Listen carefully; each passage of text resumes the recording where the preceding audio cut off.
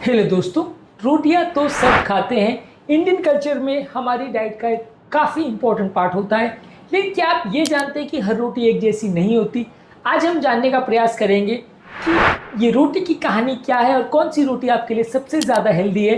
Weight loss हो या diabetes control, BP का प्रॉब्लम हो या कोलेस्ट्रॉल का, अलग अलग तरह की रोटियां अलग अलग तरह से आपकी बॉडी को इन्फ्लुएंस करती है। आज इस राज को जानने का प्रयास करेंगे।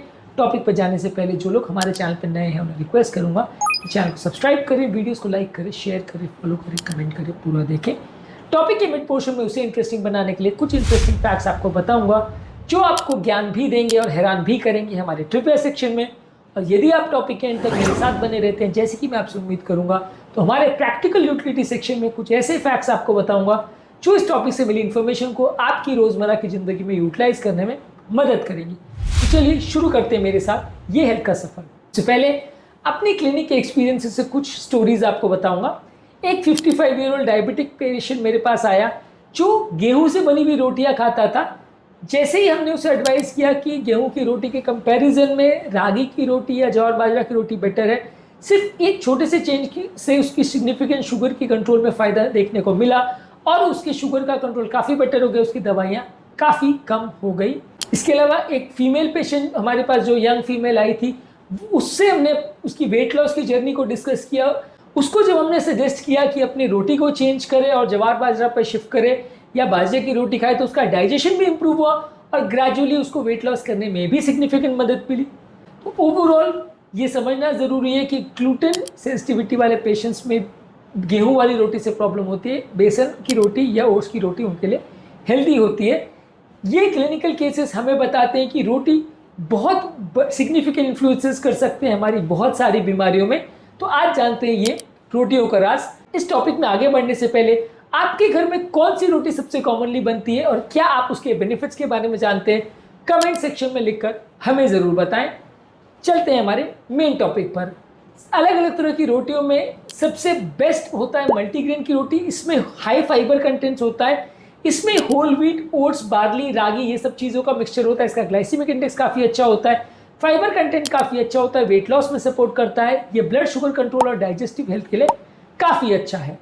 इसके बाद आता है रागी की रोटी। ये ग्लूटेन फ्री होता है, कैल्शियम में रिच होता है, आयरन फाइबर में रिच होता है, डायबिटीज़ हेल्थ के लिए और वेट लॉस के लिए काफ़ी अच्छा है। इसके अलावा आता है ज्वार की रोटी। ये ग्लूटेन फ्री होती है, एंटीऑक्सीडेंट में रिच होती है, फाइबर कंटेंट अच्छा होता है, वेट लॉस अच्छा करके डायबिटीज और ग्लूटेन इंटॉलरेंस के लिए अच्छी है। नेक्स्ट है बाजरे की रोटी। इसमें मैग्नीशियम और फाइबर अच्छा होता है, हार्ट की हेल्थ के लिए और आपको एनर्जी देने के लिए काफ़ी अच्छा है, कॉन्स्टिपेशन वाले पेशेंट्स के लिए भी अच्छा है। इसके अलावा आता है चने या ग्राम की रोटी। इसमें हाई प्रोटीन होता है, लो ग्लाइसेमिक इंडेक्स होता है, मसल बिल्डिंग और डायबिटीज़ के लिए अच्छा है। इसके बाद आती है होल व्हीट की रोटी। ये आटे की रोटी, खासकर मोटा पिसा आटा हो तो उसमें फाइबर और ब्रांड होता है, ये मीडियम ग्लाइसेमिक इंडेक्स का रोटी होता है, कुछ लोगों में ये ब्लोटिंग कर सकता है। सबसे बुरी रोटियों में आते हैं मैदे की रोटी या नान। इसका ग्लाइसेमिक इंडेक्स काफ़ी हाई होता है, फाइबर इंटेक काफ़ी कम होता है, न्यूट्रिएंट्स काफ़ी कम होते हैं, शुगर स्पाइक्स करता है, बहुत सारी बीमारी करता है, बिल्कुल नहीं खाना चाहिए। इसके अलावा रेडी टू पैकेज रोटीज़ भी आती है, इसमें प्रिजर्वेटिव्स, ऑयल और रिफाइंड फ्लावर होता है, यानी मैदा ज़्यादातर होता है, न्यूट्रिशन बिल्कुल नहीं होता है, ट्रांस फैट्स भी होते हैं, तो ये भी बहुत ही ख़राब है और ज़्यादातर अवॉइड करनी चाहिए।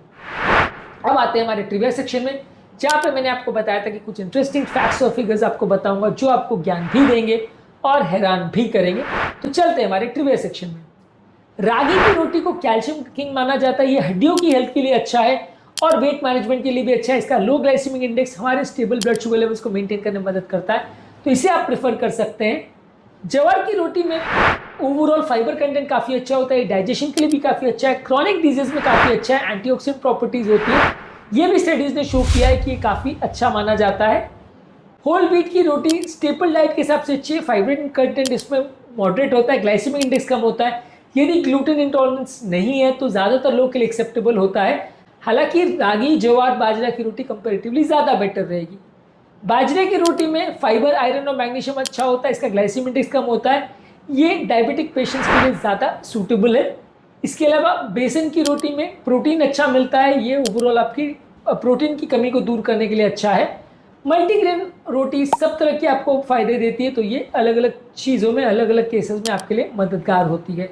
यदि आप अपने घर पे हेल्दी रोटी बनाना चाहते हैं तो आटे को मिक्स करिए, 50% व्हीट, 25% रागी, 25% चना उसमें मिक्स कर सकते हैं। इसमें फ्लैक्स सीड और मेथी सीड एक्स्ट्रा फाइबर के लिए डाल सकते हैं। इसको सेकने के लिए घी का प्रयोग कर सकते हैं। ये सारी चीज़ें करने से आपकी रोटियां ज़्यादा हेल्दी, ज़्यादा पौष्टिक होगी। अब आते हैं हमारे प्रैक्टिकल यूटिलिटी सेक्शन में, जहाँ पर आपको इस टॉपिक से मिली हुई इन्फॉर्मेशन को यूटिलाइज करने में मदद मिलेगी। ऐसे पॉइंट्स आपको बताऊंगा। अपने ग्रेन्स को डाइवर्सिफाई कीजिए, अलग अलग तरह के ग्रेन्स का प्रयोग करिए। ये आपको अलग अलग न्यूट्रिएंट्स भी देंगे और खाने की मोनोटोनी को भी कम करेंगे। अपनी हेल्थ की नीड्स को अंडरस्टैंड करिए। आपके ब्लड शुगर लेवल्स को इम्प्रूव करने में मदद करेगी, आपकी डाइजेशन को इम्प्रूव करने में मदद करेगी। इसके अलावा पोर्शन साइज को प्रॉपरली मॉनिटर करिए, प्रॉपर कुकिंग मेथड्स का प्रयोग करिए, घी का प्रयोग करिए। रोटियों को सेकने के लिए ऑयल या रिफाइंड तेल का प्रयोग बिल्कुल मत करिए। और यदि आपको अलग अलग तरह की हेल्थ प्रॉब्लम्स है, खासकर ग्लूटेन इंटॉलरेंस, तो अपनी रोटी के चॉइस के लिए अपने न्यूट्रिशन एक्सपर्ट या अपने फिजिशियन या कार्डियोलॉजिस्ट से मिलिए, अपने डाइटिशियन से मिलिए।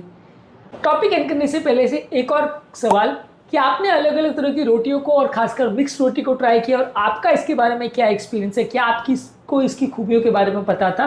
कमेंट सेक्शन में लिख के हमें ज़रूर बताएं। आज हमने ये ज़रूर जाना कि अलग अलग तरह की रोटियां सिर्फ टेस्ट में डिफरेंस ही नहीं लाती, आपकी हेल्थ में भी सिग्निफिकेंट डिफरेंस ला सकती है। यदि आपको ये टॉपिक इंटरेस्टिंग लगा तो कमेंट सेक्शन में लिख के हमें ज़रूर बताएं। टॉपिक एंड करने से पहले जो लोग हमारे चैनल पर नए हैं उन्हें रिक्वेस्ट करूँगा कि चैनल को सब्सक्राइब करें, वीडियोज़ को लाइक करें, शेयर करें, फॉलो करें, कमेंट करें, पूरा